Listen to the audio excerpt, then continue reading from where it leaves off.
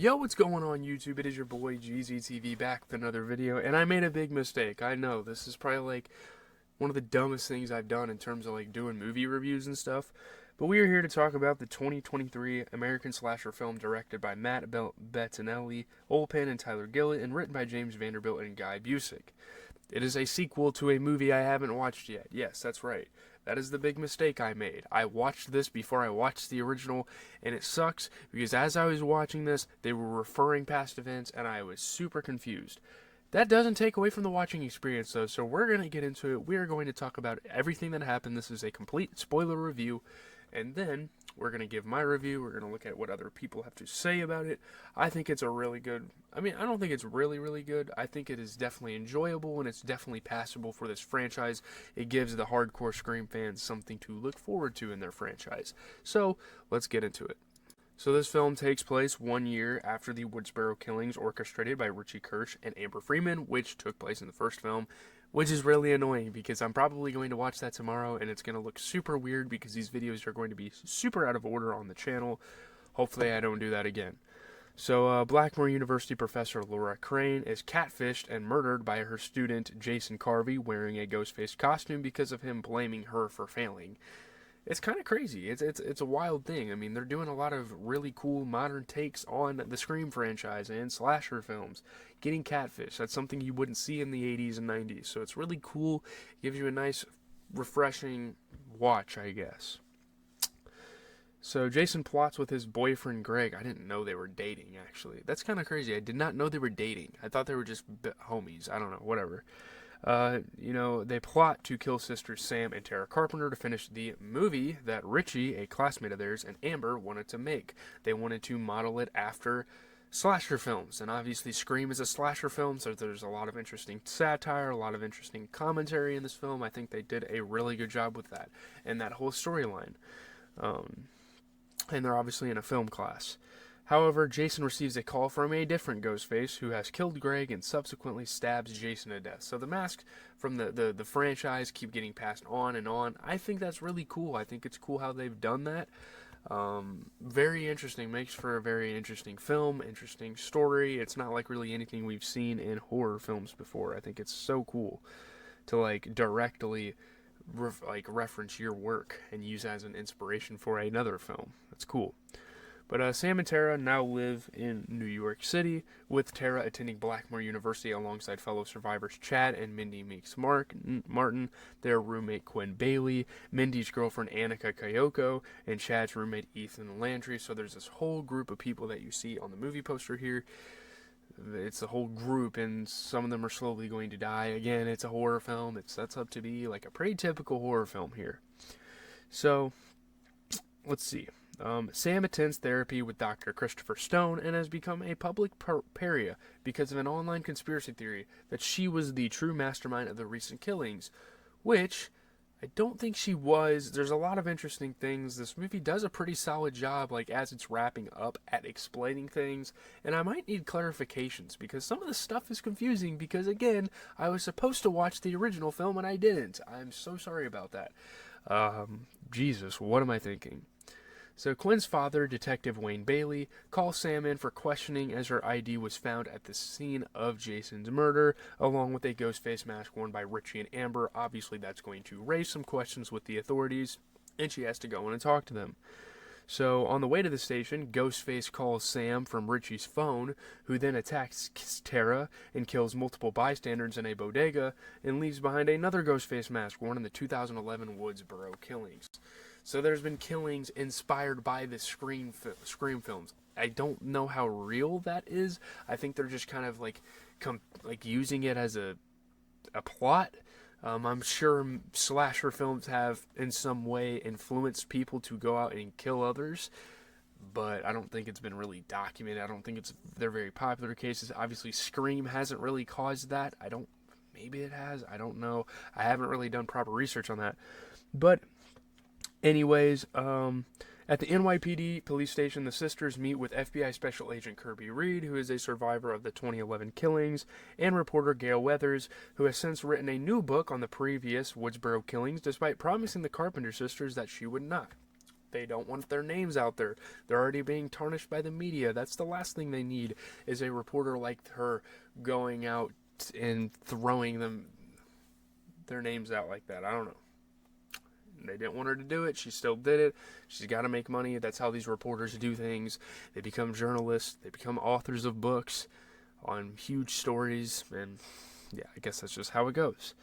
So, she tells them she spoke to Sidney Prescott and that she has gone into hiding to protect her family. I think Sidney Prescott's like one of the Ghostface killers. Oh my god, I don't know.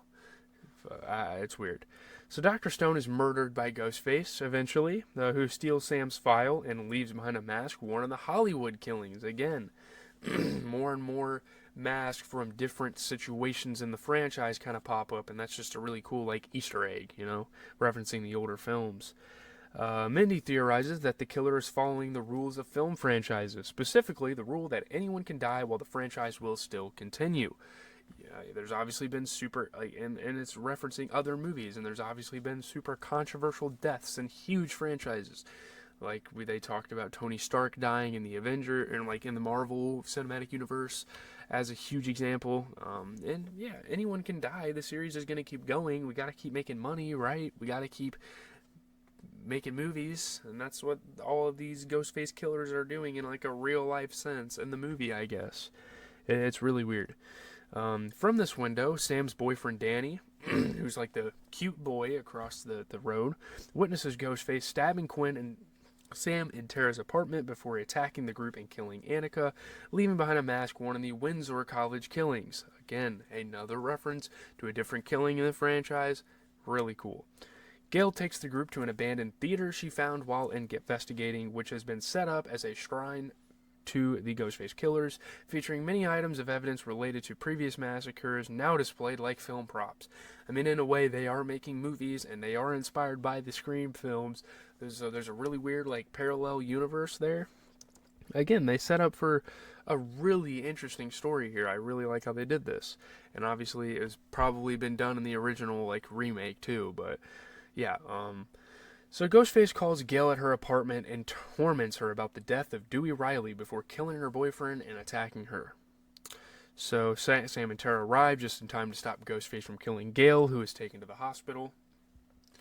The group agrees to meet Kirby at the theater to trap Ghostface, but there's all sorts of insane plot twists, like who's the killer. That's always been like the famous trope in the Scream films, like who did it, So, I mean, they're like one of the best at it. Like, they're one of the best franchises at doing that sort of movie. So, Mindy is stabbed by Ghostface on the train, which is super trippy. At the theater, Sam sees a hallucination of her father, original Ghostface killer, Billy Loomis. He's the guy that is from the original film and all that stuff. Taking his knife from the original murders, she realizes they have been locked inside and this is some sort of weird setup, and they think that Kirby was behind it at first. But no. Two ghost faces appear and attack Chad, two different ones seen at the same time, which is a kind of a interesting thing. Wayne and Kirby both arrive with guns drawn, and he shoots her, revealing himself as a third ghost face. And the mastermind. He's the mastermind behind a lot of the killings that happen in this movie, and the masterminds of the Woodsboro killings, and all this stuff. So he is heavily connected with this new kind of universe for this franchise. So his accomplices are his children, revealed to be Ethan and a still-alive Quinn, who faked her death to ease suspicion. They reveal their motive is to take revenge on Sam for killing Richie, who is their brother and Wayne's firstborn son. They defamed Sam online and infiltrated her life with the intent of killing her. So if they kill her, people aren't going to be mad at the killers. They're going to be like, wow, thank God you killed this bitch, type of thing.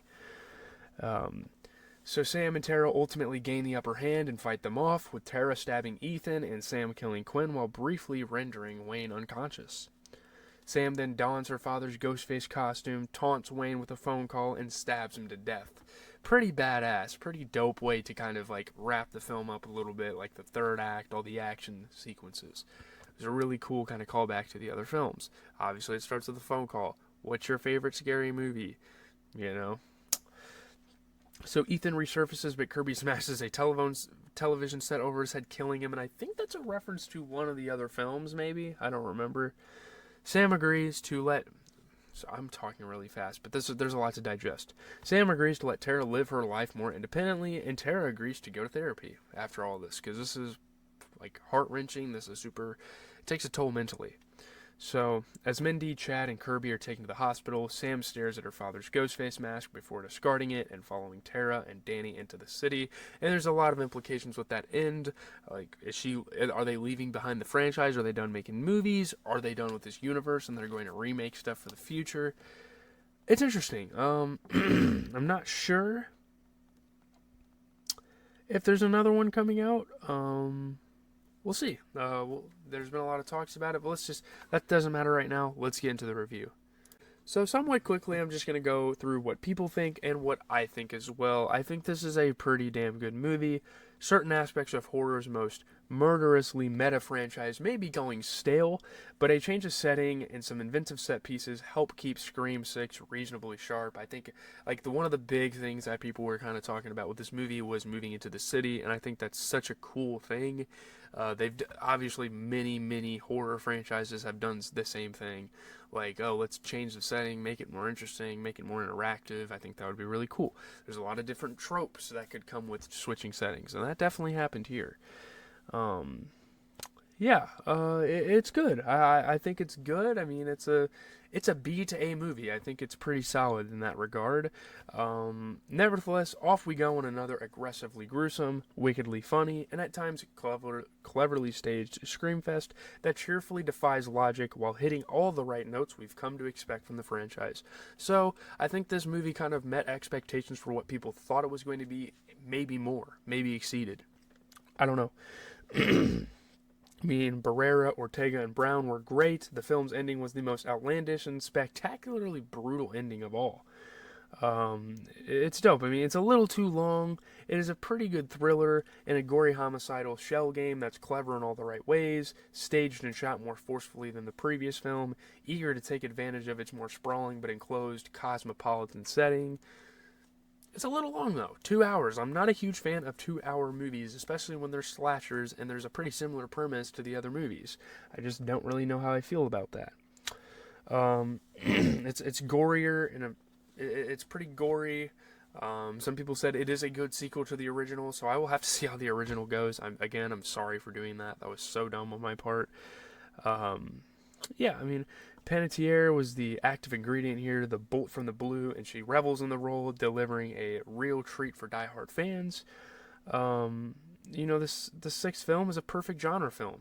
Panettiere's return to the franchise was dope, I'm assuming that was Gale Weathers, because I think she was in the other films. The film's bloody, satisfying, and ridiculously fun. Again, Panettiere played the role with a sly wit. A lot of people loved her. She was a huge highlight of this movie. It was still far more inventive and entertaining than most horror franchises of a similar vintage. Yet, one of the sillier series entries, kind of, in terms of plot, but it's still scary enough and funny enough to leave you hoping Ghostface might yet kill again. I'd like more out of this kind of realm, this universe. I don't know. While this slasher sequel is bogged down by complicated lore and is far more brutal than it is actually scary, the strong characters and an effective mystery come together to make it a cut above. Fans of the franchise will likely want to rewatch the previous 5 movies before tackling Scream 6, as it has many references to them. So, yeah, it's definitely like a culture piece for this franchise. It's a satisfying addition to the franchise by blending nostalgia with a fresh take. It wasn't exactly cutting edge. Again, a lot of franchises kind of suffer from this. Like, I really like the movie just as like a standalone horror film, but if we're talking about it being a part of one of the most iconic franchises ever, it's not like super innovative. It's not insane. Like, even with what they added in, I know the new setting was kind of refreshing, but it's not like it did too much. So I think this is still, with that being said, I still think this is like a B to A movie. It's just not like the greatest in the series. Like, we've gotten better movies out of this franchise than this, obviously. It is iconic, so you can't really blame this movie for not living up to like the original and all that stuff. But yeah, I'm out, guys. Let me know if you guys want to meet. Okay, so obviously tomorrow we are going to watch the original for like this sequel, like the first movie of this kind of remake series. But if you guys want me to watch 2 through 4, or 2, 3, and 4, I can do that as well. We could probably make that into a series. We'll see. I'm out, guys.